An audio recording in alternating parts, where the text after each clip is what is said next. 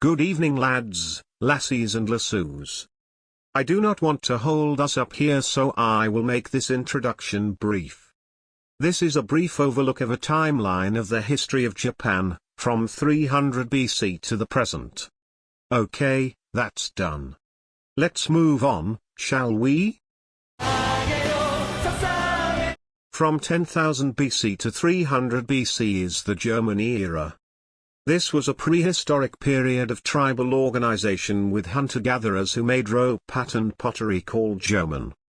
Hence the name, jomon. According to Japanese mythology, around 660 BC, a descendant of the sun goddess Amaterasu Omikami founded the empire. I'd say that's a pretty cool start to your country, huh?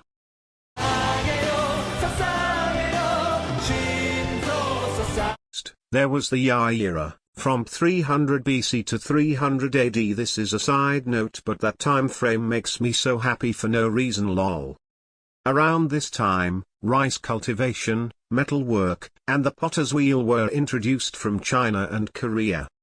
The era is referred to as YAI after the place where wheel-turned pottery was found. Around the years 100 to 300, local clans started to form small political units, which must have been very fun for them.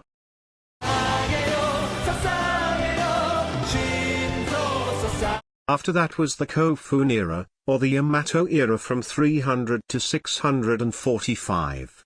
Japan became a unified state during this period and managed to establish close contacts with the main part of Asia. Yamato clan rulers, who used claimed descent from Amaterasu Omikami to justify their rule, began the Imperial dynasty. A man named Shotoku Taisho began to shape Japanese society and government after that of China's. Japan also began using Chinese written characters around this time.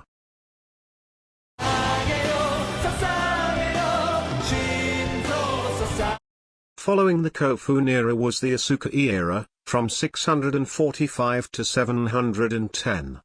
My phone kept auto-correcting Asuka to Azula, like the chick from Avatar. Cool it, autocorrect. Back to Asuka.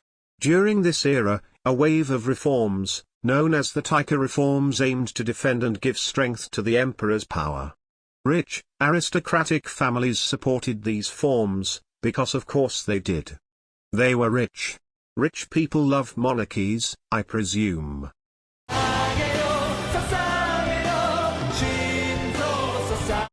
Next in the timeline is the Nara Era, from 710 to 794. The Imperial Court of Japan built a new capital based on Chang'an in China. The emperors were all Shinto, which is Japan's oldest religion dating back to the YAI period. Despite this, the emperors also preached Buddhism, stand cultural diffusion, as they believed that its teachings would make society peaceful and protect the country.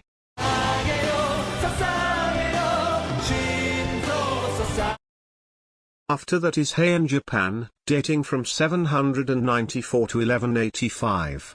The Imperial Court moved to Heian-kyo, or modern Kyoto, to escape the Nara Buddhist establishment that was taking over Japan. Despite that, Buddhism flourished. You know what wasn't flourishing, though? The court. They underwent a decline of power with the rise of the warrior class. The only thing the court really had going for them was that the women made awesome literature that really defines the era. Such as the Genji Monogatari, which is widely considered the first important novel in the world.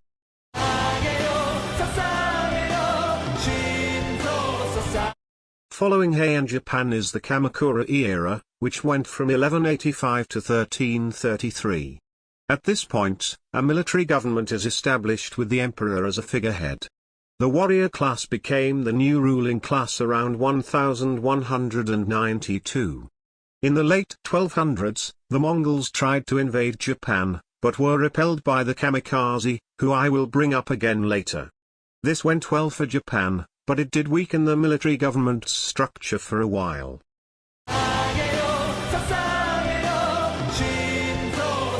To that was the Muromachi Era from 1333 to 1568.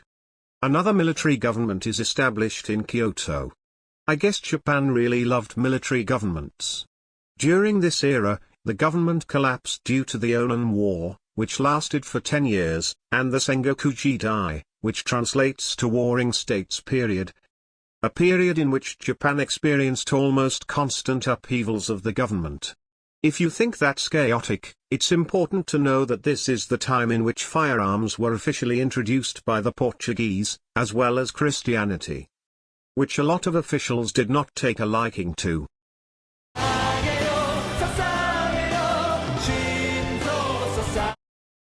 After a century of civil wars, Japan began reunification during the Azuchi Memorial Era from 1568 to 1600. Thus began the foundation of modern Japan. Arts such as painting, monumental designs, and the tea ceremony flourished at this time.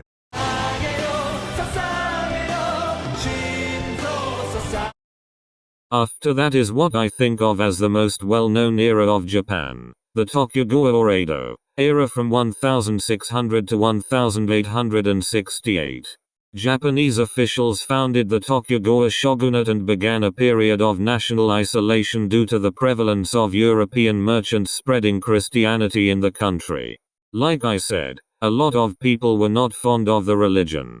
However, this isolationist era ended in 1853, when the US sent fleets to convince Japan to open their borders for international trade.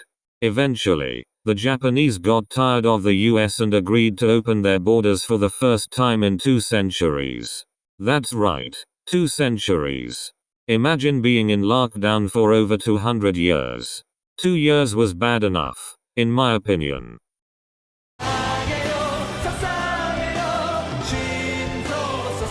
After that whole fiasco was the Meiji Era, from 1868 to 1912. The emperor was restored and Japan began to transition into a nation-state. New policies were put in place to make Japan stronger so that they could prevent Western invasion. They began to strengthen their military and industries during this time.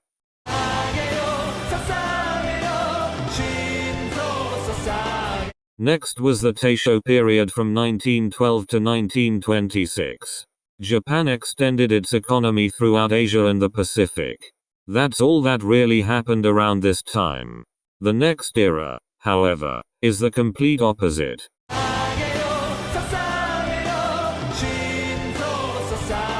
I could honestly go on for hours about the Showa era, from 1926 to 1989.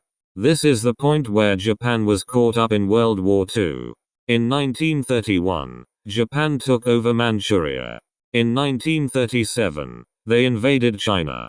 Japan joined the Axis powers in 1940, and the next year, they bombed Pearl Harbor and brought the US into the war. However, the US dropped the atomic bombs 5 years later. Talk about a comeback. After this, the Empire of Japan is collapsed and replaced with a parliamentary state which still exists today. The 50s to the 70s are known as the high growth age due to the soaring economy.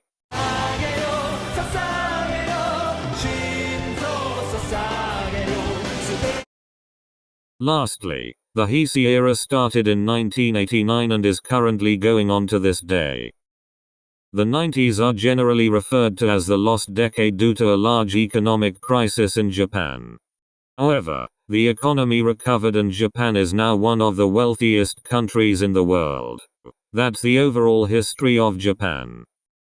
And I hope I made this at least a little bit enjoyable.